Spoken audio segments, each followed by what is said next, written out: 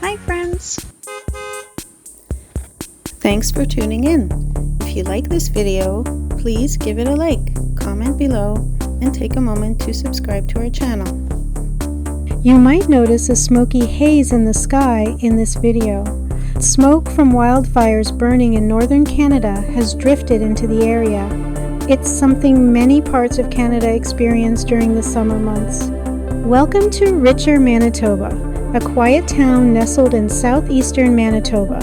Richer has been around since the early 1800s and was once a busy stop along the Dawson Trail. This trail was one of the first all-Canadian routes connecting eastern Canada to the west. The town was named Richer in honor of H. Isaiah Richer, one of the area's first settlers and its first postmaster. You can still see signs of the town's roots in its heritage buildings and annual community gatherings.